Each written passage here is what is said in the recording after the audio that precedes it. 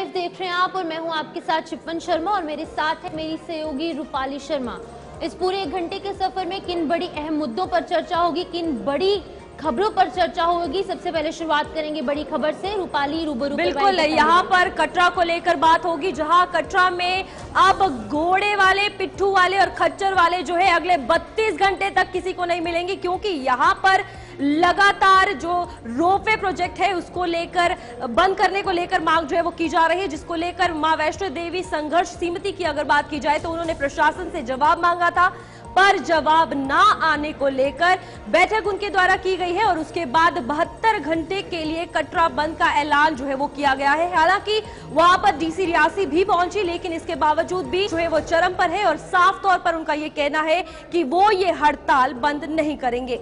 बिल्कुल, दूसरी बड़ी खबर क्या कुछ रहने वाली है, जहां पर कि भारतीय जनता पार्टी के राष्ट्रीय अध्यक्ष जेपी नड्डा के आवास पर आज एक अहम बैठक होने वाली है, जिसमें कि जितने भी एनडीए शासित प्रदेश हैं उनके मुख्यमंत्री शामिल होने वाले हैं। जहां पर बाबा साहब अंबेडकर का मुद्दा गरमाता जा रहा है, जिस तरीके से हमने देखा कि संसद में भी काफी ज्यादा हंगामेदार ये मुद्दा रहा है, इन तमाम चीजों को लेकर चर्चाएं देखने को मिलेगी और भारतीय जनता पार्टी की आगे की रणनीति क्या कुछ रहेगी, इन तमाम चीजों को लेकर जो है वो इस आज की अहम मीटिंग पर चर्चा देखने को मिलेगी। वहीं पर दूसरी तरफ अटल बिहारी वाजपेयी की आज 100वीं जयंती भी है, इन तमाम बातों पर भी चर्चाएं जो है आज की इस मीटिंग में देखने को मिलेंगी। बिल्कुल, यहाँ पर खास बात यह है कि अगली खबर की अगर बात की जाए तो जिस तरीके से शिप्पन ने कहा कि पूर्व प्रधानमंत्री यानी कि अटल बिहारी वाजपेयी की आज 100वीं जयंती है और उन पर आपको बता दें कि जयंती पर श्रद्धांजलि जो है प्रधानमंत्री नरेंद्र मोदी ने दी है। दूसरी तरफ आपको बता दें कि बड़ी सौगात जो है वो मध्य प्रदेश के लोगों को मिलने वाली है।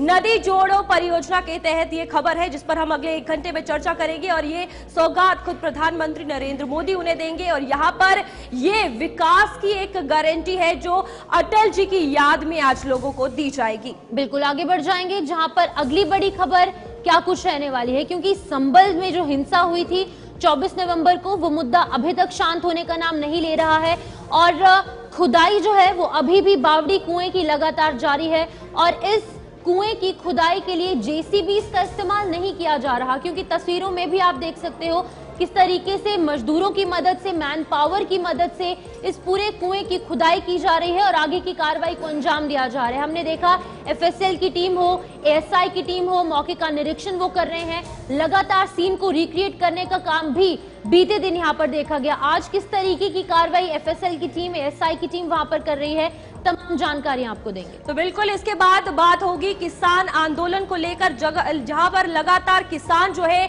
वो अपनी मांगों को लेकर डटे हुए हैं। लेकिन इसी में अगर बात की जाए किसान नेता ढल्लेवाल, जो कि अपने 30वां दिन है आमरण अनशन को लेकर, उन्होंने अब प्रधानमंत्री नरेंद्र मोदी को चिट्ठी लिखी है। अब उन्होंने ये कहा है साफ तौर पर कि मेरे मरने का इंतजार किया जाएगा या एमएसपी की मांगों को पूरा किया जाएगा। तो ये एक बड़ा सवाल केंद्र सरकार के लिए उन्होंने छोड़ा है और अब देखना यह है कि क्या इस पर केंद्र सरकार चुप्पी तोड़ती है, जवाब देती है या फिर किसान आंदोलन इसी तरीके से आगे बढ़ता है। तो सबसे पहले कटरा को लेकर बात होगी, जहां पर कटरा में आपको बता दें अगले 72 घंटे तक जो है वो हड़ताल देखी जा रही है और साफ तौर पर वहां पर कारोबारियों की अगर बात की जाए गुस्सा है। कटरा में रोपवे का मामला जो है वो गरमाया हुआ है और इस विरोध में 72 घंटे कटरा बंद का ऐलान कर दिया गया है। मां वैष्णो संघर्ष समिति की अगर बात की जाए तो उन्होंने कटरा बंद का कॉल दिया है। तो बिल्कुल आपको बता दें कि जिस तरीके से पहले भी आश्वासन इन कारोबारियों को, इन दुकानदारों को मिला था कि बहुत जल्द ये जो रोपवे का मुद्दा है ये सुलझाया जाएगा, रोपवे का काम बंद किया जाएगा या फिर कुछ बीच का जो रास्ता है वो अपनाया जाएगा, जिसकी वजह से ना तो श्री माता वैष्णो देवी श्राइन बोर्ड को कोई दिक्कत हो रोपवे के प्रोजेक्ट में और ना ही इन कारोबारियों की जो यहाँ पर उनकी आमदनी है वो कम हो, उनकी जो आय है वो भी कम ना हो। लेकिन इस तरीके के तमाम आश्वासनों के बाद भी जब बीच का रास्ता नहीं निकला तो एक बार फिर से 72 घंटों की हड़ताल करने पर ये कारोबारी, ये दुकानदार जो है वो मजबूर हो चुके हैं और आज सुबह से 72 घंटों की हड़ताल जो है एक बार फिर से शुरू हो चुकी है। यानी 3 दिन तक सभी दुकानें, सभी कारोबार जो है वो बंद देखने को मिलेंगे, जिसका सीधा असर कहीं ना कहीं यात्रा पर आए जो श्रद्धालु हैं उन पर पड़ेगा। आप तस्वीरों में भी देख सकते हैं सभी दुकानें बंद हैं, सभी कारोबार जो है वो कटरा में फिलहाल बंद किए गए हैं, क्योंकि साफ तौर से लोगों की एक ही मांग है कि ये जो रोपवे का प्रोजेक्ट है इसे फिलहाल के लिए होल्ड किया जाए। तो बिल्कुल डोगरा स्टेट है, डोगरा देश था एक। ये डोगरे मानने वाले नहीं है जब अपनी पे आ जाए। ये रोपे शोपे आपको इधर से लेके जाना पड़ेगा। और लोगों की जो आस्था से आप खिलवाड़ कर रहे हो वैष्णो देवी में, उसको रियासी डिस्ट्रिक्ट का बच्चा बच्चा ये खिलवाड़ नहीं होने देगा। ये आपको गुलिस्तान चैनल के माध्यम से हम बताना चाहते हैं कि जम्मू कश्मीर में वैष्णो देवी एक हमारी इंडस्ट्री है और एक आस्था का सबसे बड़ा केंद्र है। वैष्णो देवी में जम्मू के हर डिस्ट्रिक्ट के बच्चे काम करते हैं, यहाँ पे अपनी रोजी रोटी कमा के जाते हैं, चाहे वो बच्चा पढ़ा लिखा है या अनपढ़ है। आपके पास तो कोई इंतजाम है नहीं। श्री माता वैष्णो देवी संघर्ष समिति ने फैसला ले लिया है कि 72 घंटे के लिए बंद हुआ होगा। वो फैसला इसलिए लिया क्योंकि पहले डिप्टी कमिश्नर साहब ने बोला था मुझे 15 दिन दो, लेकिन वो उनको उठा दिया, जहां से ट्रांसफर हो गई। फिर नई डीसी मैडम आई, उन्होंने बोला मुझे भी टाइम चाहिए 23 दिसंबर तक, उनको भी टाइम दिया, लेकिन अब हमारे पास टाइम नहीं है। कटरा वालों के पास अब टाइम रहा ही नहीं किसी को देने के लिए। रही आपने कहा कि डिप्टी कमिश्नर ने क्या क्या कहा, वो आपके मीडिया के माध्यम से आपने भी वहाँ उनका इंटरव्यू हुआ, उन्होंने कहा कि मैं उससे मिलवाऊंगी, आप हमें टाइम दो। टाइम देने के लिए हमारे पास अभी बचा ही कुछ नहीं है, क्योंकि पिछले 1-2 साल से हमें ये खज्जल कर रहे हैं श्राइन बोर्ड वाले और डिप्टी कमिश्नर रियासी। हम बार बार इनके आगे बस टाइम ही दे रहे हैं। पहले 15 दिन का टाइम दिया, अभी 6 दिन का टाइम दिया, कितना और टाइम देंगे? इसलिए हमने उनको कहा आगे के लिए कोई टाइम नहीं है, अगर आपने टाइम लेना है आप टाइम लेते रहे, हमारी जो स्ट्राइक है वो चलती रहेगी। तो जिस तरीके से आपने सुना कि कारोबारियों ने साफ तौर से कहा है कि अगर उनकी मांगे नहीं मानी गई, अगर उनकी मांगे पूरी नहीं हुई तो वो आंदोलन जारी रखने को मजबूर हो जाएंगे। हमारे साथ सोहन कोहली कटरा से ज्वाइन कर चुके हैं। सोहन, बताइएगा अभी क्या कुछ तस्वीरें हैं कटरा की, जिस तरीके से 72 घंटों की हड़ताल का ऐलान किया गया है, अभी किस तरीके की तस्वीर, किस तरीके का मंजर वहां पर देखने को मिल रहा है? जी बिल्कुल, मैं आपको बता दूं कि पहले जो यहाँ पे 4 दिन की स्ट्राइक हुई थी उसमें डिप्टी कमिश्नर रियासी विशेषपाल महाजन जी यहाँ पे पहुंचे थे। उन्होंने एक 15 दिन का टाइम मांगा था, उनको आश्वासन दिया था कि 15 दिन के मोहलत दी जाए, उसमें से कोई ना कोई हल निकालेंगे, आपकी हाई अथॉरिटी से मीटिंग करवाएंगे, जो भी फैसला आएगा आपके हित में आएगा। मगर उससे पहले ही डिप्टी कमिश्नर रियासी जो विशेषपाल महाजन जी है उनकी ट्रांसफर हो जाती है। उसके बाद जो नई डीसी रियासी नीति मलिक वहां पे ज्वाइन करती हैं और फिर से जब स्ट्राइक होती है तो वहां पे जो डिप्टी कमिश्नर रियासी नीति मलिक उनके बीच पहुंचती है तो उनसे बात करती हैं और उन्होंने कहा कि साफ तौर पे उनका कहना कि मुझे अभी तक इसका नॉलेज नहीं है, मैं फिर भी श्राइन बोर्ड से बात करती हूँ, मुझे थोड़ा मोहलत दी जाए। मगर उन्होंने फिर से 6 दिन का टाइम दिया था, जो कि 23 तारीख को पूरा हो चुका था। मगर 23 तारीख तक उनसे कोई भी बात करने के लिए यहाँ पे नहीं पहुंचा। मगर फिर से जो कि एक बार फिर से 72 घंटे की जो स्ट्राइक का ऐलान किया है। सबसे बड़ी बात है कि 31 का सीजन है और काफी ज्यादा तादाद में श्रद्धालु जो मां वैष्णो देवी के दर्शन करने के लिए नए साल पे पहुंचते हैं। मगर कहीं ना कहीं देखा जाए तो आज देखा जाए पूरा कटरा रेडी बड़ी दुकानें जितनी है सब बंद है। आश्वासन जो है वो संघर्ष समिति को दिया। यहाँ पर 2 पहलू खड़े होते हैं, एक ये कि विकास के लिए ये रोपवे प्रोजेक्ट जो है वो लाया गया ताकि 80 साल के ऊपर के जो लोग हैं जो ऊपर दर्शन करना जाना चाहते हैं भवन में, वो आसानी से जा सके। लेकिन यहाँ पर एक और सवाल उठता है, वो है घोड़े पिट्ठू वालों के हवाले से, यानी कि उनका रोजगार जो है और साथ ही साथ वो छिन जाएगा। और आस्था के साथ भी एक बड़ा खिलवाड़ है, क्योंकि यहाँ पर बीच में बहुत से पड़ाव आते हैं, चाहे वो चरण पादुका हो, अर्धकुंवारी हो। इसको लेकर पूरा किस तरीके से फिलहाल बात करेंगे? जी बिल्कुल, आपने ठीक कहा कि जिस तरह से डेवलपमेंट की बात की जाए तो काफी ज्यादा बुजुर्ग भी यहाँ पे आते हैं और विकलांग भी यहाँ पे दर्शन करने के लिए मां वैष्णो देवी के दर्शनों के लिए पहुंचते थे। मगर जब हेलीकॉप्टर सेवा शुरू की गई थी, उसके बाद बैटरी कार सेवा शुरू की गई थी, उसमें भी साफ तौर पे ये कहा गया था कि ये विकलांग लोगों के लिए यहाँ पे जो सेवा लगाई जा रही है। मगर आज की डेट में देखा जाए तो बैटरी कार और हेलीकॉप्टर जो कि सिर्फ वीवीआईपी लोगों के लिए ही यूज की जाती है। मगर अगर देखा जाए तो जो आम लोग हैं उनको ये सुविधा नहीं मिलती है। मगर आज की डेट में देखा जाए तो गंडोला प्रोजेक्ट जो लगाया जा रहा है वो ताराकोट मार्ग पे लगाया जा रहा था, क्योंकि इस रास्ते में बाण गंगा पड़ती है, चरण पादुका पड़ती है, अर्धकुंवारी पड़ती है। कहीं ना कहीं हिंदू की आस्था के साथ भी खिलवाड़ हो रहा है, क्योंकि इस रास्ते में जो पुराना ट्रैक है वहां पे मां वैष्णो देवी की आस्था जुड़ी है। और यात्री जो दर्शन करने के लिए आते हैं पहले बाण गंगा स्नान करके चरण पादुका मत्था टेक के उसके बाद गर्भ जून की है। गर्भ जून के बाद ही ये मां मामला वैष्णो देवी के जल्द दर्शन करने सुलझाने की जरूरत है, क्योंकि ये एट द एंड एक छवि खराब करने की कोशिश भी कहीं ना कहीं हो रही है, क्योंकि जो श्री माता वैष्णो देवी जैसे पवित्र देव स्थान है वहां की छवि खराब हो रही है, क्योंकि देश विदेश से श्रद्धालु यहाँ पहुंच रहे हैं। और दूसरी बात आपने भी कहा कि अभी सीजन एंड है, यानी कि साल का आखिरी कुछ दिन बचे हैं और लोग ज्यादा से ज्यादा यहाँ पर इस वक्त पहुंचते हैं। तो क्या कुछ लगता है कि जल्द से जल्द इसका कुछ हल निकाला जाए, जहां पर कि कारोबारियों को भी कोई दिक्कत ना हो, उनका रोजगार भी चलता रहे, उनका पेट जिस तरीके से पल रहा है वो भी चलता रहे, और ये जो रोपवे का प्रोजेक्ट है इसमें भी कोई बाधा ना आए। कुछ एक मिडिल का रास्ता जो है, बीच का रास्ता निकालने की जरूरत है बहुत जल्द।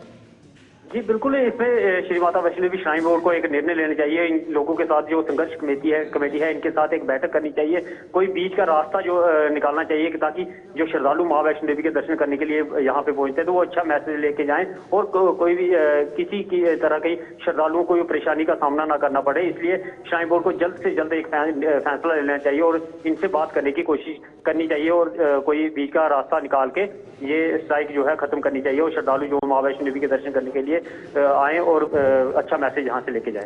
ठीक है, बहुत बहुत शुक्रिया। सोहन कोहली हमें यहाँ पर कटरा से अपडेट कर रहे थे, जहाँ पर कि लगातार प्रोटेस्ट जो है, आंदोलन इन कारोबारियों द्वारा, इन दुकानदारों द्वारा जारी है, क्योंकि इनकी एक ही मांग है कि जो ropeway project Shri Mata Vaishno Devi shrine board द्वारा शुरू किया गया है उसे बंद किया जाए, क्योंकि कहीं ना कहीं श्री माता वैष्णो देवी की आस्था के साथ खिलवाड़ है और उनकी पेट पर लात भी पड़ सकती है, क्योंकि सीधे जब कटरा से भवन तक ये तमाम श्रद्धालु जाएंगे तो बीच के जो कारोबारी हैं और साथ ही साथ जो घोड़ा पिट्ठू वाले हैं उनका भी कारोबार बंद हो सकता है, जिसकी वजह से कि अब वो 72 घंटों की हड़ताल पर बैठ चुके हैं। आगे बढ़ जाएंगे, एनडीए की जाएगी, जहां पर कि राष्ट्रीय अध्यक्ष जेपी नड्डा के आवास पर आज एक अहम मीटिंग होने वाली है। दिल्ली में आज एनडीए नेताओं की अहम मीटिंग होगी, जहां पर आपको बता दें जेपी नड्डा के घर पर ये अहम मीटिंग, ये इंपॉर्टेंट मीटिंग जो है वो देखने को मिलेगी। अंबेडकर विवाद पर इस बैठक में चर्चा संभावित तौर पर हो सकती है। एनडीए शासित राज्यों के तमाम मुख्यमंत्री भी इस बैठक में शामिल होंगे। तो बिल्कुल आपको बता दें, भारतीय जनता पार्टी के राष्ट्रीय अध्यक्ष यानी कि जेपी नड्डा के घर आज जो है वो बैठक होने वाली है और यहाँ पर एनडीए के सभी नेता जो है वो मौजूद होंगे। यहाँ पर खास तौर पर इस मीटिंग की अगर बात की जाए तो एनडीए शासित राज्यों के सभी मुख्यमंत्री भी इसमें शामिल होंगे। कई अहम मुद्दों को लेकर चर्चा की जाएगी। एक चर्चा यानी कि सियासी बवाल जो मुद्दा लगातार पकड़वा रहा है वो है अंबेडकर को लेकर बयान वाला, तो उस पर भी ये चर्चा होगी, बैठक में इस पे बात की जाएगी। और यहाँ पर दूसरा मुद्दा जो है वन नेशन वन इलेक्शन को लेकर है, उस पर भी ये खास चर्चा इस मीटिंग में की जाने वाली है। तो ये मीटिंग आज काफी ज्यादा खास रहने वाली है, क्योंकि यहाँ पर एनडीए शासित राज्यों के सभी मुख्यमंत्री जो है वो शामिल होंगे। जहां पर एनडीए की अगर बात की जाए तो भारतीय जनता पार्टी की यहाँ पर बहुमत नहीं रही थी, लेकिन बाकी जो एनडीए की पार्टी थी उनको मिलवाकर ये सरकार बनी है। तो आज ये सभी मौजूद होंगे और एनडीए नेताओं की मीटिंग है, क्या कुछ खास रहेगा आपको बता देते। तो बिल्कुल, भारतीय जनता पार्टी के राष्ट्रीय अध्यक्ष जेपी नड्डा के आवास पर ये अहम मीटिंग होगी। एनडीए शासित राज्यों के सभी मुख्यमंत्री इस मीटिंग में शामिल होंगे। बता दें कि विपक्ष द्वारा उठाए जा रहे अंबेडकर के मुद्दे पर चर्चाएं इस मीटिंग में देखने को मिलेगी। वन नेशन वन इलेक्शन को लेकर भी चर्चा इस मीटिंग में हो सकती है। इसके अलावा एनडीए के घटक दलों में बेहतर तालमेल पर भी चर्चा संभव है। बिल्कुल, दिल्ली विधानसभा चुनाव 2025 में सीट बंटवारे पर चर्चा हो सकती है। ये एक अहम मुद्दा है जिस पर चर्चा होगी, क्योंकि एक तरफ कांग्रेस और आम आदमी पार्टी की बात की जाए तो उनकी तरफ से लिस्ट जो है वो जारी हो चुकी है और इसमें विधानसभा चुनावों को लेकर सभी सियासी दल तैयार है और भारतीय जनता पार्टी भी इस मुद्दे को लेकर यानी विधानसभा चुनाव दिल्ली के 2025 को लेकर भी गहन मंथन कर सकती है। तो बिल्कुल आपको बता दें कि आज एक अहम मीटिंग नेशनल डेमोक्रेटिक अलायंस यानी कि एनडीए द्वारा की जाएगी और इस मुद्दे पर तमाम जानकारी देने के लिए हमारे साथ संदीप गोयल हमारे संवाददाता ज्वाइन कर चुके हैं। संदीप, बताएगा आज अहम मीटिंग राष्ट्रीय अध्यक्ष जेपी नड्डा के आवास पर होगी, किन किन मुद्दों पर चर्चाएं संभव तौर पर देखने को मिल सकती है? देखिए, बिल्कुल आज एनडीए की बहुत बड़ी बैठक जो है जेपी नड्डा के आवास पर होने जा रही है, जिसमें हरियाणा से जुड़े हुए, दिल्ली के तमाम जो बीजेपी से बड़े जुड़े हुए नेता हैं, चाहे फिर जो बीजेपी शासित प्रदेश के मुख्यमंत्री हैं वो इसमें शामिल होंगे। साथ ही कई ऐसे चर्चा जो है मुद्दों पर हो सकती है जिसमें कहा जा रहा है कि जिस तरह से अमित शाह के बयान को लेकर जो विवाद खड़ा हुआ उस पर अब जगह जगह पर प्रोटेस्ट हो रहे हैं, उस पर किस तरह की आगे की रणनीति बनाई जा सके, कैसे इस मामले को शांत कराया जा सके। साथ ही दिल्ली में जिस तरह से चुनाव होने हैं वो बहुत बड़ा मुद्दा है। वन नेशन वन इलेक्शन को लेकर भी एक जो है चर्चा हो सकती है, और भी कई ऐसी बातें हैं जो निकलकर सामने इस बैठक में आएंगी। हालांकि अभी जो है कहा नहीं जा सकता कि क्या क्या चीजें इस बैठक में निकल सकती है, लेकिन हाँ, दिल्ली चुनाव बहुत महत्वपूर्ण हो सकता है, जिस पर कैसे सहमति बनेगी, कैसे नए उम्मीदवार बिल्कुल संदीप, यहाँ उतारने का पर प्रयास होगा। एक मुद्दा जो कि पूरे देश में गरमाया हुआ है, यानी कि अंबेडकर बयान को लेकर, जिसमें गृह मंत्री अमित शाह ने क्लियरली अपनी जस्टिफिकेशन भी दी है। लेकिन यहाँ पर अब क्या लगता है, जहाँ कांग्रेस, सपा, बीएसपी की बात की जाए, सभी जो है अपनी सियासी रोटियां सेक रहे हैं इस बयान को लेकर। अब भारतीय जनता पार्टी क्या कुछ लगता है, अगर इस मीटिंग में चर्चा करेगी तो काउंटर कैसे किया जाएगा अब इस चीज को? देखिए, बिल्कुल अंबेडकर का मुद्दा बहुत महत्वपूर्ण मुद्दा है, और ऐसे में इसको विपक्ष लगातार भुनाने का प्रयास कर रहा है, चाहे फिर बीजेपी को इसका खामियाजा भुगतने की बात की जाए। हमेशा हालांकि सफाई जरूर दे चुके हैं, लेकिन उसके बावजूद भी कांग्रेस की ओर से इसको भुनाने, और फिर अरविंद केजरीवाल का वीडियो कई बार जो है ऐसे सामने आए हैं जिसमें वो खुद को अंबेडकर का चहेता दिखाते हुए नजर आए हैं। यानी कि इस बार सीधे तौर पर एक बड़ा वोट बैंक जो इस समाज से जुड़ा हुआ है, अंबेडकर को जो मानने वाले हैं, जो उनके जो समाज से जुड़े हुए लोग हैं, उनको कैसे साधा जा सके, इसको लेकर पूरी रणनीति जो है कहीं ना कहीं विपक्ष भी बना रहा है। लेकिन कैसे उसको अपने पक्ष में दोबारा लाया जा सके, बीजेपी की ओर खड़ा किया जा सके, इसको लेकर भी एक चर्चा होना संभव कहीं ना कहीं माना जाएगा, क्योंकि दिल्ली का चुनाव बहुत महत्वपूर्ण इस बार बीजेपी के लिए होने जा रहा है। क्योंकि लगातार हम देख रहे हैं कि आम आदमी पार्टी कैसे वहां पर जीतती हुई नजर आई, लेकिन इस बार दिल्ली में पूरी तरह से बीजेपी टक्कर देने के लिए तैयार है, और इस बार चाहती है बीजेपी की सरकार जो है दिल्ली में बने। लेकिन कितना संभव हो ये देखने वाली बात होगी। लेकिन हाँ, आज की जो बैठक होगी वो कई अहम मुद्दों पर होगी, लेकिन दिल्ली चुनाव उसमें महत्वपूर्ण हो सकता है। लेकिन संदीप, एक काफी इंपॉर्टेंट चीज है, उनके आवास पर तो बैठक हो रही, लेकिन कौन से बड़े चेहरे यहाँ पर पहुंच सकते हैं, क्या कुछ लगता है आपको? जहां पर एक तरफ खबर ये भी है कि तमाम जो एनडीए शासित प्रदेश हैं उनके मुख्यमंत्री शामिल होंगे, उनके अलावा कौन कौन बड़े चेहरे यहाँ पर शामिल हो सकते हैं? देखिए, बहुत महत्वपूर्ण इस बैठक को माना जा रहा है। जेपी नड्डा के आवास पर बैठक है, तो ये अमूमन जो है जेपी नड्डा के साथ साथ अमित शाह, साथ साथ केंद्रीय समिति जो बीजेपी की है उसमें बड़े चेहरे जो है वो शामिल हो सकते हैं। साथ ही जितने भी बीजेपी शासित प्रदेश हैं उनके मुख्यमंत्री शामिल होंगे।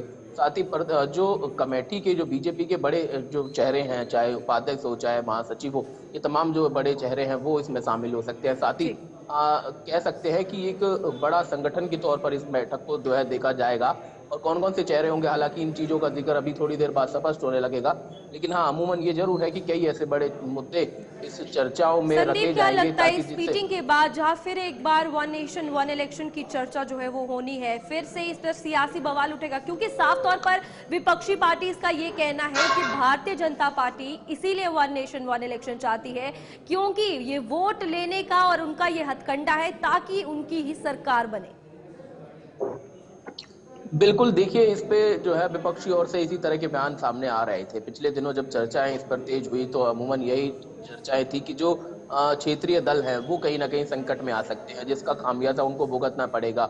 लेकिन अगर हमने बहुत सारे लोगों से, राजनीतिक विशेषज्ञों से चर्चाएं की और जब ये जानना और समझना चाहा तो कैसे इसका असर जो है पड़ने वाला है। हालांकि बहुत लोगों का कहना था कि अगर वन इलेक्शन वन नेशन अगर चुनाव होते हैं तो फिर इससे समय की बचत भी होगी, जो एक इलेक्शन में जो पैसा खर्च होता है वो भी समय बचेगा, और बहुत सारे ऐसे जो प्रोटोकॉल जिन चुनावों के दौरान रोक दिए जाते हैं, काम का जो है असर उनका पड़ता है, तो वो भी एक तौर पर एक समय पर अगर होते हैं तो बहुत आसानी होगी। हालांकि क्षेत्रीय दल जरूर इसका खामियाजा भुगतेंगे और उसका असर सीधे तौर पर बीजेपी को फायदा होता नजर आएगा।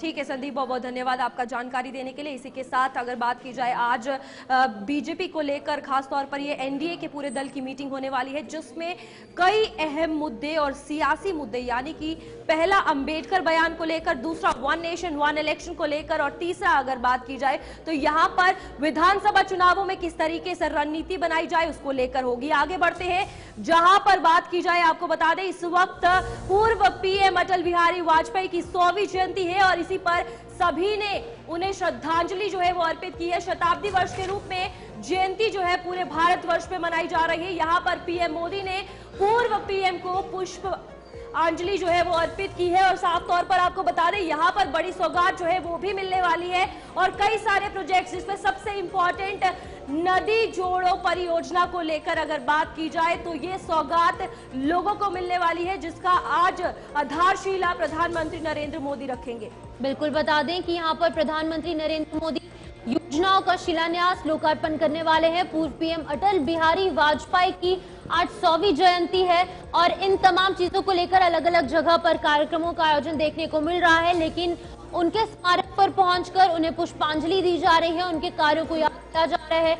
उन्होंने जो भारतीय राजनीति में अपना योगदान दिया है उन तमाम चीजों को लेकर जो है उन्हें पुष्पांजलि दी जा रही है। लेकिन आज कई सारी परियोजनाओं का लोकार्पण होगा, शिलान्यास होगा, लेकिन सबसे अहम परियोजना जो है वो यहाँ पर नदी जोड़ो परियोजना है, उसकी भी आधारशिला आज प्रधानमंत्री नरेंद्र मोदी रखेंगे।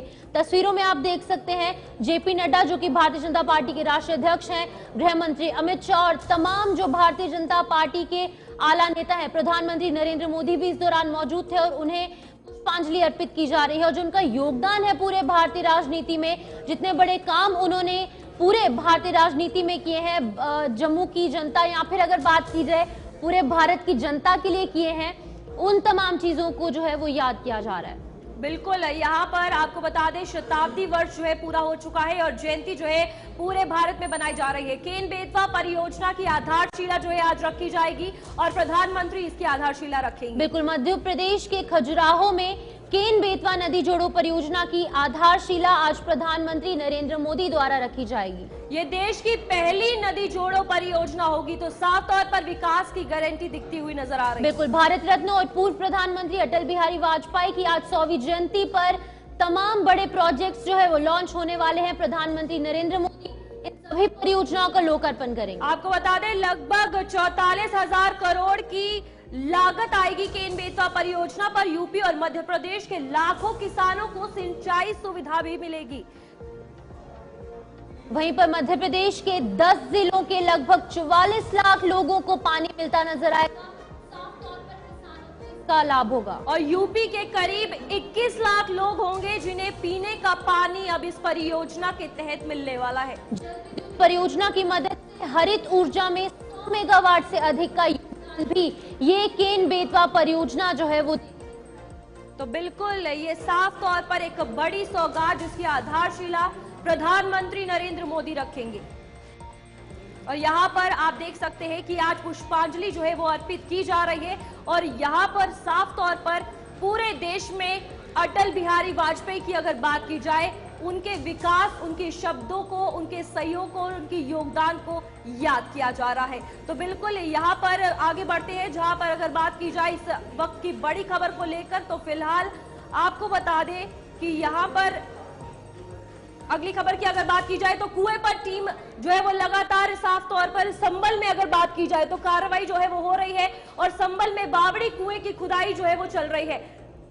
बता दें कि बावली कुएं पर एसआई की टीम पहुंच चुकी है और कुएं पर टीम जो है वो कार्बन डेटिंग का काम लगातार कर रही है। जेसीबी मशीन से खुदाई नहीं हो पा रही है, जिसकी वजह से कि वहां पर मजदूरों को तैनात किया गया है।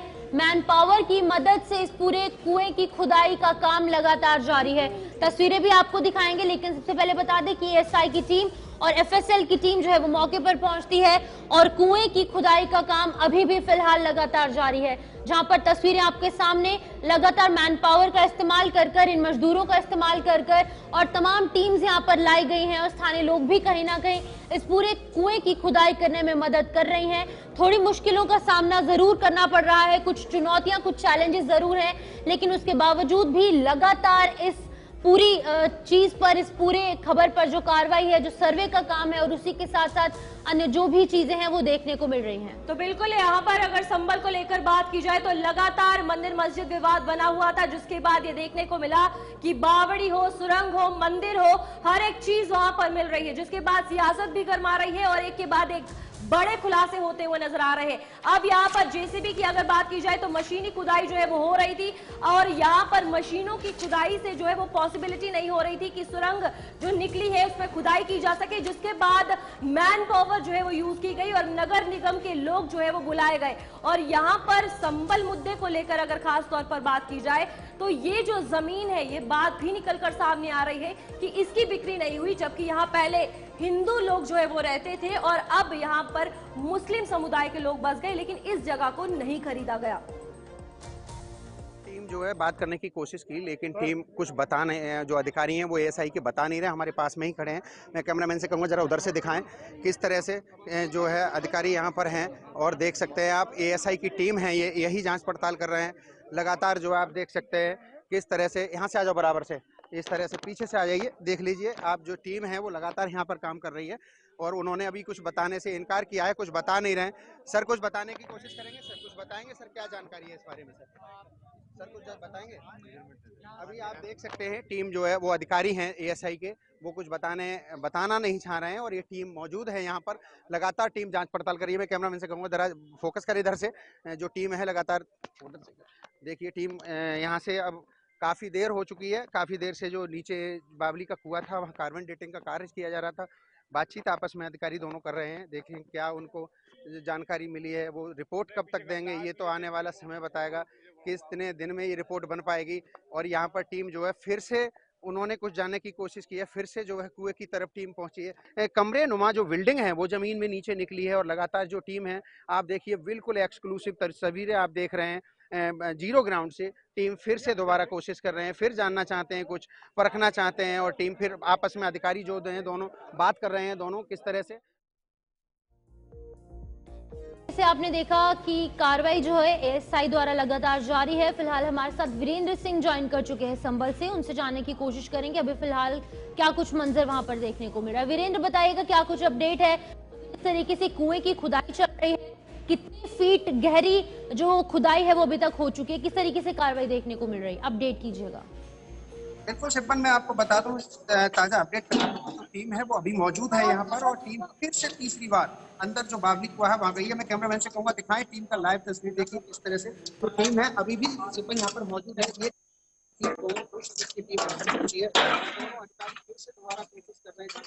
चीज है, क्या वजह है कि हम एक बार कैमरामैन से कहूँगा पीछे से हटके यहाँ से दिखाएं कि जो टीम है ये वही बावली का कुआं है जहाँ खुदाई हो रही है, और दोनों अधिकारी जो टीम के 2 सदस्यीय अधिकारी हैं, सामने आप तस्वीरों में देख सकते हैं, वही अधिकारी हैं दोनों जो खड़े हैं मजदूरों के साथ, उनसे गुफ्तगू कर रहे हैं, जानने की कोशिश कर रहे हैं। तीसरी बार शिवन, ये तीसरी बार जो टीम के अधिकारी हैं वो तीसरी बार बावली कुआं के अंदर गए। 2 बार आ गए जांच करके, पहली बार गए, 1 घंटे से अधिक का समय हो गया है, और लगातार जो टीम है वो यहाँ पर बनी हुई है। आप देख सकते हैं किस तरह से दोनों अधिकारी लगातार जानने की कोशिश कर रहे हैं, बात करने की कोशिश करेंगे। एक बार हम फेस दिखाने की कोशिश करेंगे उधर से, किस तरह से वहां से कोशिश कर रहे हैं आपको दिखाने की। जो अधिकारी हैं उनका फेस आपके सामने से लाने की कोशिश करेंगे, किस तरह से जो टीम है वो लगातार यहाँ पर बनी हुई है। तीसरी बार जो टीम है एएसआई की वो अंदर गई है, और यही दोनों अधिकारी हैं जो फिर से दोबारा से जांच पड़ताल करने नीचे पहुंचे हैं। फिर तीसरी बार ये टीम शिब्बन नीचे पहुंची है, यही बावली की खुदाई जानना चाहते हैं इमारत कितनी पुरानी है, आखिर बावली का कुआं जो है वो कितना पुराना है, और कितने दिन इसकी जो दीवारें हैं, इसकी जो बिल्डिंग है, इसकी कार्बन डेटिंग की जा रही है। लगातार पॉइंट टू पॉइंट चीजें नोट हो रही हैं, और मैं आपको बता दूं वीडियोग्राफी टीम ने की है, और जो है उन्होंने फोटोग्राफी की है, और जो मजदूर हैं उनके द्वारा जो पुराने पत्थर थे उनको संरक्षित किया है। हो सकता है उनकी जांच पड़ताल की जाए, क्योंकि पूरी तरह से जो टीम है वो लगातार यहाँ पर बनी है। 1 घंटे से ज्यादा यहाँ का समय हो गया है, और मैं आपको बता दूं भीड़ इतनी ज्यादा थी कि यहाँ से पीएससी पुलिस बल को बुलाना पड़ा है, जिससे कि काम करने में दिक्कत हो रही थी, चाहे वो टीम हो या मीडिया कर्मी हो। पीएससी ने यहाँ से भीड़ को हटाया है, भीड़ काफी दूर की है, जिससे काम करने में दिक्कत ना आए। मैं कैमरामैन से कहूँगा एक बार दिखाएं पुलिस कर्मी किस तरह से यहाँ पर तैनात है। पीएससी को यहाँ पर बुलाना पड़ा है, पीएससी पुलिस बल ने यहाँ से जो भीड़ थी उनको हटाया है। एक बार मैं आपको सीढ़ियों की तरफ ले चलता हूँ, सीढ़ियों से दिखाता हूँ, 0 पॉइंट टू पॉइंट आप देखें रूपाली कहाँ से किस तरह से यहाँ से देखिए ये सीढ़ियाँ हैं, ये सीढ़ियाँ यहाँ से मजदूर काम कर रहे हैं, ये वही सीढ़ियाँ हैं। यहाँ से ये तालाब में दर्ज था, तालाब की खुदाई के दौरान ये मामला आया सामने कि ये बावली का कुआं है, और इसकी जब खुदाई हुई तो ये चीज स्पष्ट हुई कि इसमें एक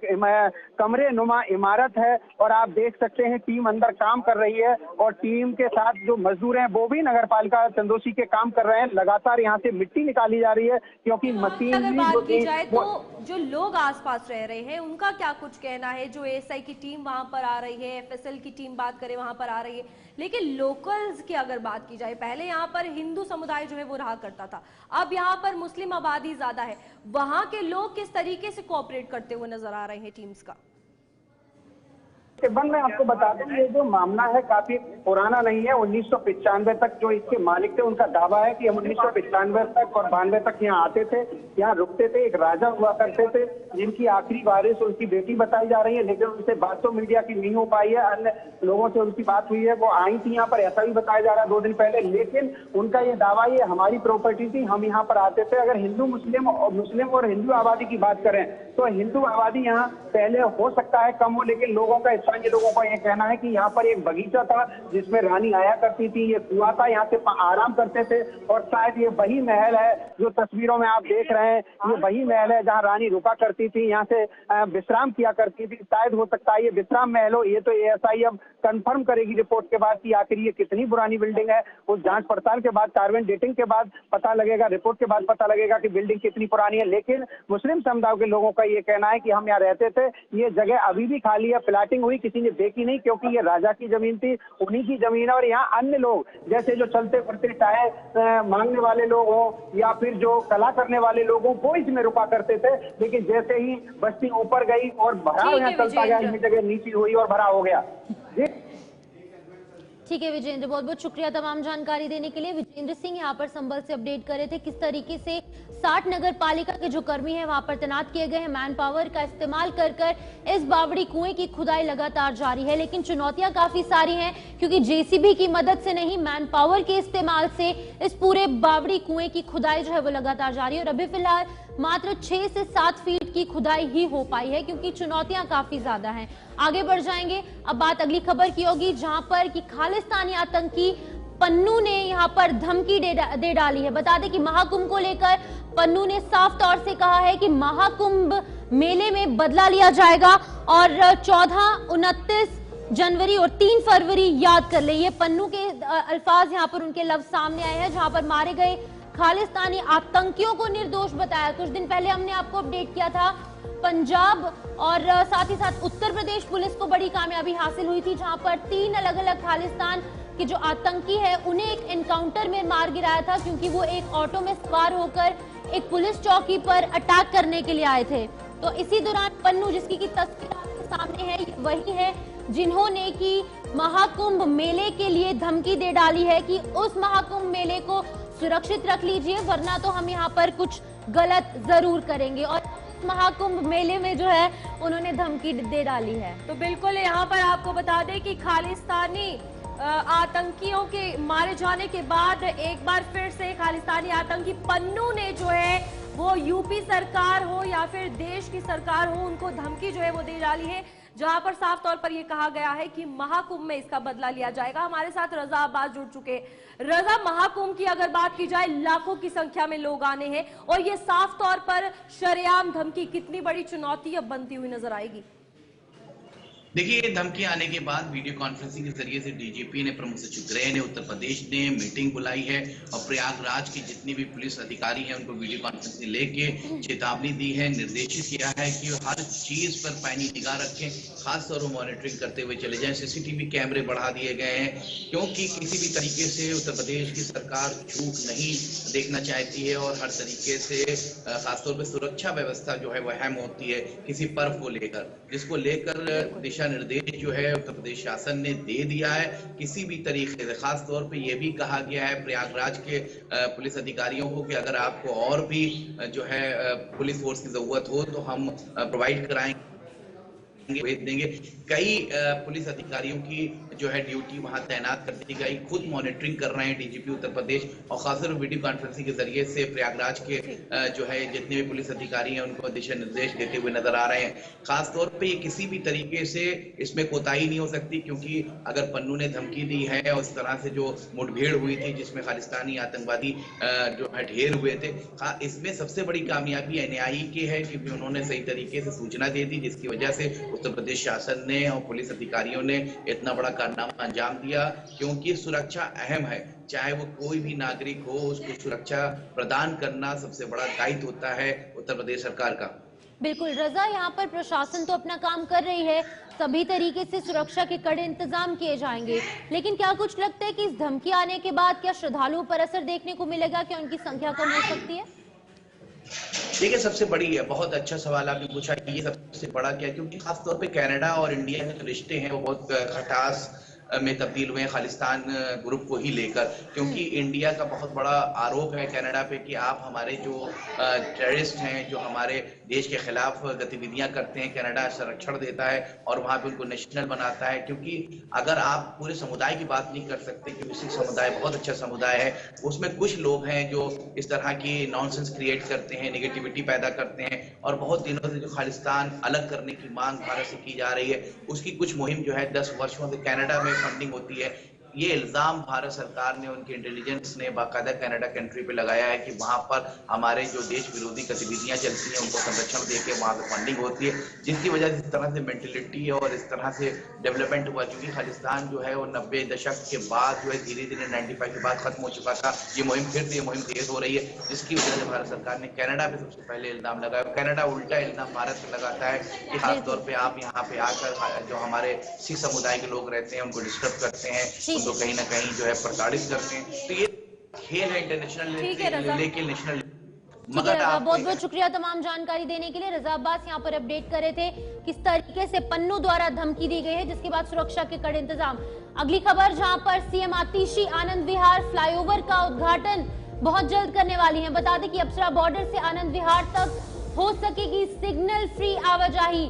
बड़ी यहाँ पर सौगात लोगों के लिए, जहाँ पर चुनाव से पहले फ्लाईओवर का उद्घाटन हो सकता है। आपको बता दें कि लगातार दिल्ली सरकार कुछ इस तरीके की काम करते नजर आ रहे हैं, क्योंकि विधानसभा चुनाव सर पर है और इससे पहले जनहित में काम लगातार दिल्ली सरकार अभी फिलहाल कर रही है। बता दें कि अप्सरा बॉर्डर से आनंद विहार तक सिग्नल फ्री आवाजाही हो पाएगी और चुनाव से पहले फ्लाईओवर का उद्घाटन जो है वो काफी असरदार हो सकता है। आम आदमी पार्टी की पाली में काफी ज्यादा वोट जो है वो हो सकते हैं और वोट बैंक के चलते तमाम ये बड़े निर्णय लिए जा रहे हैं। बिल्कुल, इस बार अगर विधानसभा चुनावों की बात की जाए तो दिल्ली में कहीं ना कहीं आम आदमी पार्टी की खास तौर पर बात की जाए तो एक बहुत वीक छवि बनती हुई नजर आ रही है, जिसके बाद लगातार एक के बाद एक सौगातें जो है वो दिल्ली के लोगों को सरकार के द्वारा दी जा रही है, जिसमें ये फ्लाईओवर प्रोजेक्ट भी है, जिसमें सिग्नल फ्री लोग जो है वो आ जा सकेंगे। इससे पहले भी अगर बात की जाए तो संजीवनी और महिला सम्मान योजना जो है आम आदमी पार्टी ने दिल्ली की सरकार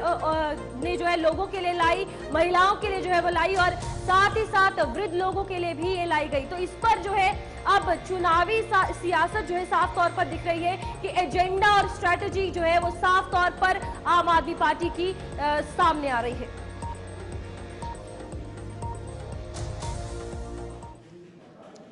तो चलिए, जिस तरीके से हमने आपको बताया कि लगातार दिल्ली विधानसभा के चलते, इन चुनावों के चलते दिल्ली सरकार यानी कि आम आदमी पार्टी की सरकार जनहित में लगातार काम कर रही है। अब इसी कड़ी में आगे बढ़ जाएंगे, जहां पर कि किसान आंदोलन को लेकर भी बात करेंगे। किसान नेता डल्लेवाल ने प्रधानमंत्री नरेंद्र मोदी को एक चिट्ठी लिखी है। बता दें कि एमएसपी की कानूनी गारंटी और बताएंगे या मेरी शहादत मानेंगे, ये तमाम शब्द डल्लेवाल ने लिखे हैं। वो आमरण अनशन पर है और आज इस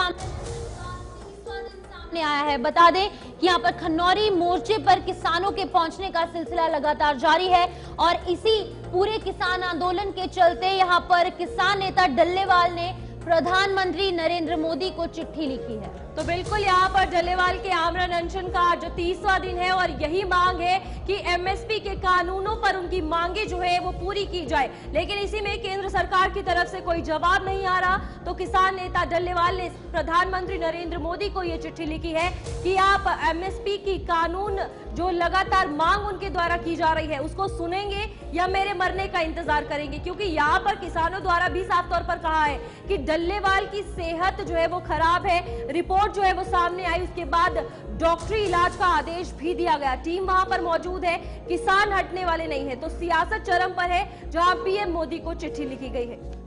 तो बिल्कुल हमारे साथ नवदीप छाबड़ा ज्वाइन कर चुके हैं इस खबर पर अधिक अपडेट करने के लिए। नवदीप, देखिए अब काफी सारे पॉइंट्स है, काफी सारे पहलू हैं। सबसे पहला पॉइंट ये है कि जहां पर डल्लेवाल ने साफ तौर से कह दिया है कि अब आप मेरी मौत चाहते हैं या फिर किसानों की 13 सूत्रीय जो मांगे हैं एमएसपी को मिलाकर ये पूरी होगी। अब इस चिट्ठी में साफ तौर से प्रधानमंत्री नरेंद्र मोदी से मांग की गई है। और कहीं ना कहीं चेतावनी भी साफ तौर से दी गई है। क्या कुछ कहेंगे इस पर? देखिए शिवपाल, बिल्कुल ये दूसरी बार है जब किसान नेता जगजीत सिंह डल्लेवाल ने चिट्ठी लिखी है प्रधानमंत्री को और साफ तौर पर उन्होंने शब्दों में कहा है कि एमएसपी को लेकर जो आपने वादा किया था, जब 3 खेतीबाड़ी कानूनों के खिलाफ किसानों ने मोर्चा खोला था, उसके समापन पर खुद प्रधानमंत्री ने देश के किसानों के साथ वादा किया था कि हम जल्दी इस पूरे मामले को लेकर एक बनाएंगे और पूरे देश के जो किसान हैं उनको एमएसपी को लेकर कानूनी गारंटी दी जाएगी, यानी कि लोकसभा और राज्यसभा के अंदर ये कानून पारित किया जाएगा।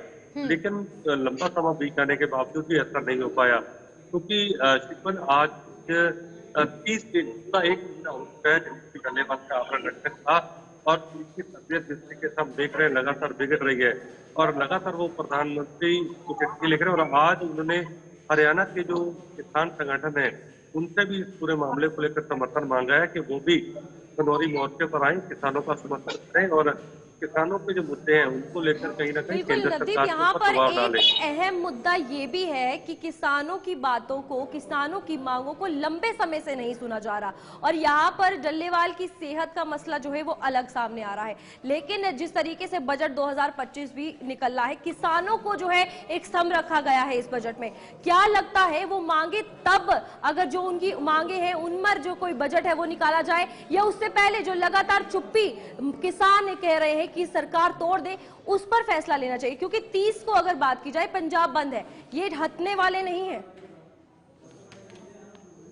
देखिए रूपाली, बिल्कुल कल की बात करें 26 तारीख को पंजाब के अंदर एक बड़ा जो है बैठक वो कहीं ना कहीं होने जा रही है, जिसमें सभी ट्रेड यूनियन और इसके अलावा किसान जो हिस्सा लेंगे। तो 30 तारीख को जो बंद का ऐलान किया गया आपके अंदर सुबह 7 से लेकर 4 बजे तक, उसकी रूपरेखा कहीं ना कहीं तैयार की जाएगी। लेकिन किसानों के जहाँ तक मुद्दे हैं वो सीधे सीधे सबसे बड़ा मुद्दा एमएसपी को लेकर है। हालांकि एमएसपी हर साल उसकी गारंटी या एमएसपी का ऐलान जरूर किया जाता है, लेकिन किसान चाहते हैं कि क्योंकि खेतीबाड़ी एक सेंट्रलाइज मुद्दा है, इसलिए केंद्र सरकार इस पर कानून बनाए और संसद के अंदर बकायदा इस कानून को पारित करके किसानों को एमएसपी की गारंटी दी जाए। जाहिर सी बात है कि हालांकि हरियाणा सरकार ने अपने स्तर पर 24 फसलों पर एमएसपी की गारंटी दी है, नोटिफिकेशन जारी कर दिया, लेकिन पंजाब के अंदर ऐसा नहीं है और बड़े ऐसे स्टेट हैं जिनके अंदर एमएसपी के नाम पर किसानों को कुछ नहीं मिलता।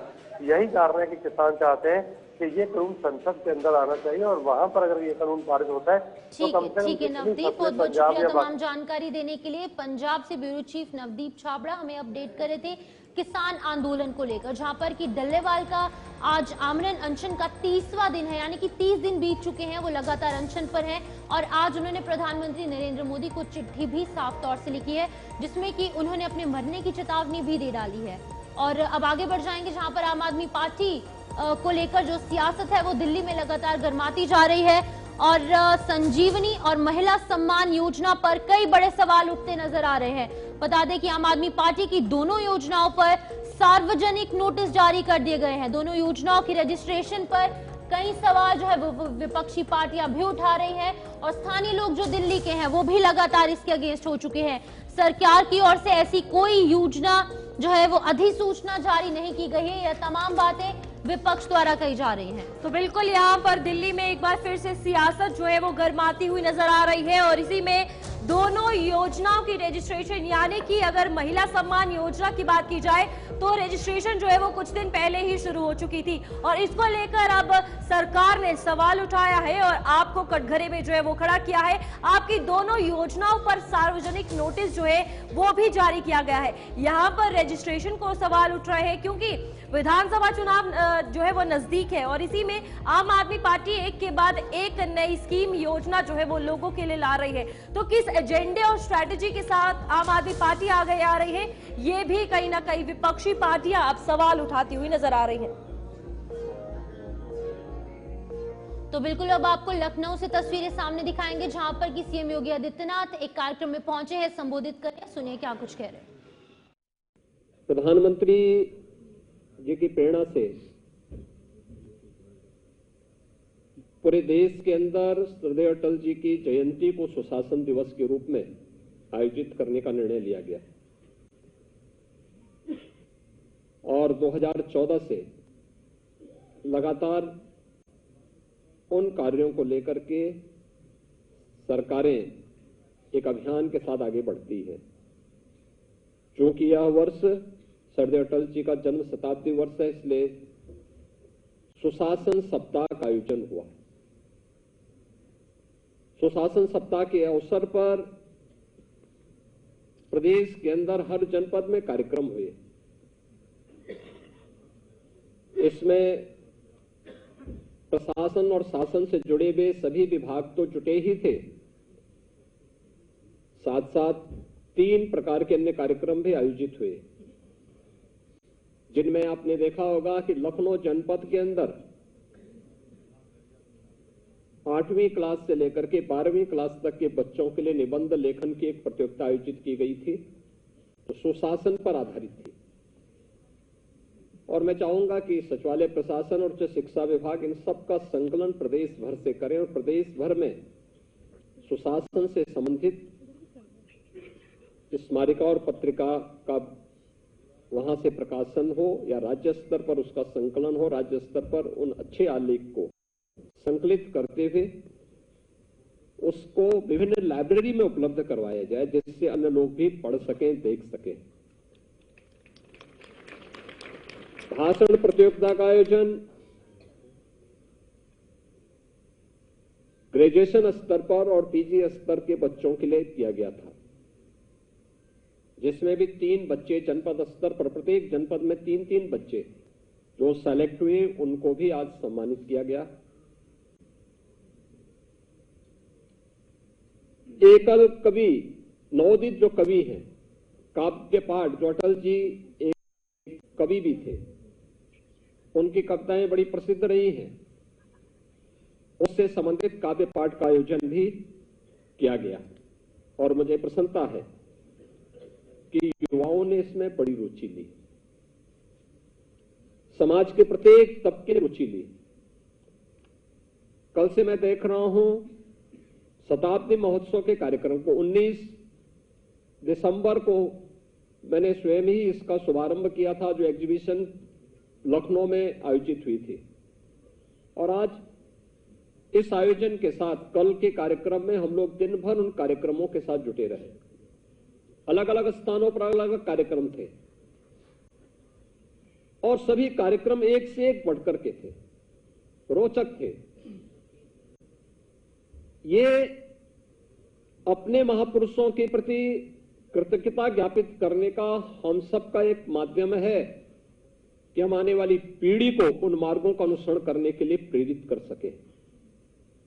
और आज का आयोजन जब पूरा देश और पूरा प्रदेश सरदेव अटल जी की जन्म शताब्दी वर्ष के कार्यक्रम के साथ जुट रहा है, मुझे बताते हुए प्रसन्नता है कि जो यहां पे सुशासन सप्ताह का आयोजन किया गया था, इस आयोजन में शासन के जो विभिन्न विभाग उसमें भागीदार बने थे, उसमें 2,59,000 से अधिक जो लोक शिकायतें थी उनका निस्तारण अकेले उत्तर प्रदेश में हुआ, जो देश के अंदर नंबर 1 पर रहा है। इस सभी देश के अंदर उत्तर प्रदेश इसमें नंबर 1 पर रहा है।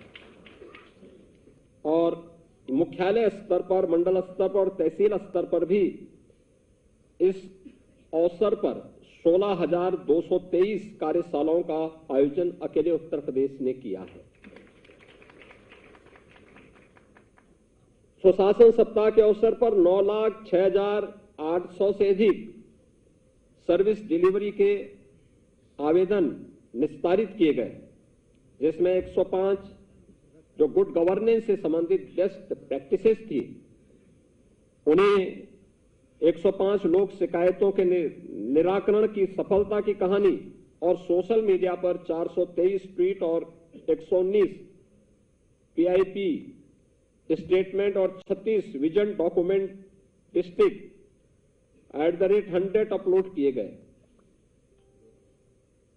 इस अवसर पर ease of doing business mission Karmayogi, सुशासन में आर्टिफिशियल इंटेलिजेंस व मशीन लर्निंग, साइबर सिक्योरिटी, सूचना का अधिकार का महत्व, नागरिकों को समयबद्ध रूप से सेवाएं उपलब्ध कराए जाने हेतु जो जनहित गारंटी की योजना है उससे संबंधित सुना, जहां पर यूपी के सीएम योगी आदित्यनाथ संबोधन करते हुए नजर आ रहे थे और आज अटल बिहारी वाजपेयी जी की 100वीं जयंती पर उनको श्रद्धांजलि जो है वो अर्पित कर रहे थे। सीधा हरियाणा चलते हैं, जहां हरियाणा के सीएम गुरुग्राम में संबोधन कर रहे हैं। आइए सुनते हैं। अवसर पर इस समारोह में उपस्थित सभी हमारे साथी मंत्रीगण, सभी सांसदगण और सभी विधायकगण, सभी भाइयों एवं बहनों, पत्रकार एवं छायाकार मित्रों, सुशासन दिवस पर मैं आप सब अभिनंदन करता हूं। हर साल की तरह आज हम पूरे राज्य में सुशासन दिवस मना रहे हैं। आज हम भारत रत्न सम्मानित महामना पंडित मदन मोहन मालवीय जी और पूर्व प्रधानमंत्री अटल बिहारी वाजपेयी जी द्वारा जो राष्ट्र के प्रति की गई अमूल्य सेवाओं को याद करते हैं। मैं उन दोनों महान विभूतियों को, आज दोनों का जन्मदिन है, बहुत बहुत हार्दिक बधाई देता हूं और उन्हें सत सत नमन भी करता हूं। आज का यह शुभ दिन हमारे लिए केवल एक स्मरणीय अवसर है, बल्कि यह अवसर हमें यह भी प्रेरणा देता है कि हम एक बेहतर और सशक्त राष्ट्र के निर्माण के प्रति अपनी प्रतिबद्धता को और मजबूत करें। ये आज का शुभ दिन हमारे लिए ये प्रेरणा देता है। महान स्वतंत्रता सेनानी और काशी हिंदू विश्वविद्यालय के प्रेरणता पंडित मदन मोहन मालवीय जी ने अपना पूरा जीवन समाज सुधार, मातृभाषा और भारत माता की सेवा में समर्पित किया है। मालवीय जी का विश्वास था कि राष्ट्र की उन्नति तभी संभव है जब जन जन शिक्षित हो, इसलिए उन्होंने नगर नगर, गांव गांव शिक्षा का प्रचार प्रसार किया है। मदन मोहन मालवीय जी अपनी विद्वता और विनम्रता के असाधारण छवि के कारण जन जन के नायक थे। वे केवल एक व्यक्ति नहीं थे, बल्कि एक संस्था थे। वे नैतिकता के पुजारी और भारतीय संस्कृति के प्रकाश स्तंभ थे। गांधी जी भी मालवीय जी को नवरत्न से उनको पुकारते थे। एक ऐसे युग पुरुष पंडित मदन मोहन मालवीय जी, उनका एक कार्य रहा है और मुझे खुशी है आज आप सबके बीच में इस बात पे इसी प्रकार भारत रत्न अटल बिहारी वाजपेयी जी ने अपने विचारों, कर्मों और दूरदर्शिता से भारत को नई दिशा और पहचान दी है। उन्होंने भारत को विकसित और सशक्त बनाने के लिए सशक्त नीतियों को नींव रखी है। इससे उस विश्वास, उस विकसित भारत के निर्माण का मार्ग प्रशस्त हुआ है, जिसका संकल्प हमारे माननीय प्रधानमंत्री नरेंद्र मोदी जी ने लिया है। अटल जी सिर्फ एक नाम ही नहीं, बल्कि एक युग थे। उनकी राजनीतिक सेवा का प्राय था उनका जीवन राष्ट्र के प्रति समर्पण का उल्लेखनीय उदाहरण हम सबके सामने है। अटल जी का हर निर्णय, हर प्रयास और हर योजना जनता के कल्याण के लिए थे। उनका विश्वास था कि जन कल्याण सुशासन के बिना नहीं हो सकता और सुशासन का आधार पारदर्शिता, जवाबदेही तथा जन समस्याओं के प्रति ये संवेदनशीलता है। उनका मानना था, अटल बिहारी वाजपेयी जी की जो सोच थी, उनकी सोच थी कि सुशासन का अर्थ केवल प्रशासन चलाना नहीं है, अटल जी सोचते थे, बल्कि उन्होंने यह तय करना है कि हर नागरिक को न्याय, सम्मान, अवसर और बेहतर जीवन मिले। ये सुशासन वही होता है जहां गरीब को अधिकार, युवाओं को अवसर और महिलाओं को सम्मान मिले। यही सुशासन अटल जी के सपनों का ये भारत था। ये ऐसी सोच लेकर के अटल बिहारी वाजपेयी जी, जिन्होंने ये देश को एक नई दिशा देने का काम किया है, ये हमारे लिए बड़े गौरवशाली क्षण हैं। अटल जी कहा करते थे, उनकी सोच थी, जब भी उनको वो अवसर मिलता था, अटल जी ने अपने शब्दों में कहा, जो झुके वो प्रेम है। अटल जी, जो उनकी कवि हृदय अटल बिहारी वाजपेयी जी, उनकी अपनी एक वाणी थी और उस शैली के आधार के ऊपर वो अपनी बात को रखते थे। अटल जी कहते थे कि जो झुके प्रेम है, जो टूटे वो स्वार्थ है। जो झुक गया वो तो प्रेम में झुका है, और जो टूटे वो स्वार्थ है, और जो अड़िग रहे वही कर्तव्य है। ये अटल बिहारी वाजपेयी जी की ऐसी सोच थी। हमें इनके शब्दों को अपने जीवन का आदर्श बनाना चाहिए।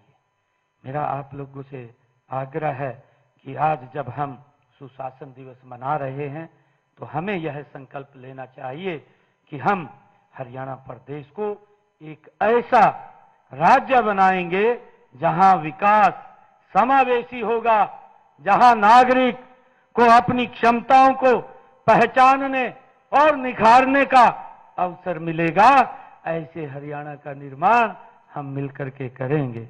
हम सुशासन के प्रति सरकारी अधिकारियों, कर्मचारियों को प्रेरित व प्रोत्साहित करने के लिए राज्य स्तरीय अभी हमने अवार्ड भी दिए हैं, उनको सम्मानित भी किया है। पहले से अवार्ड आमतौर पर विभाग के अध्यक्ष को ये दिए जाते थे, लेकिन अब हमने अधिकारियों व कर्मचारियों को सीधे ही सम्मानित करने का निर्णय किया है।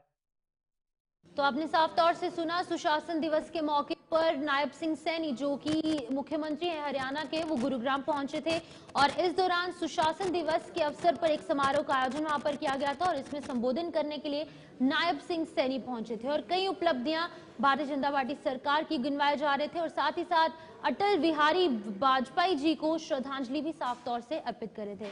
फिलहाल के लिए न्यूज रूम लाइव में इतना ही। मुझे शिववंत शर्मा और मेरी सहयोगी रूपाली शर्मा को दीजिए इजाजत।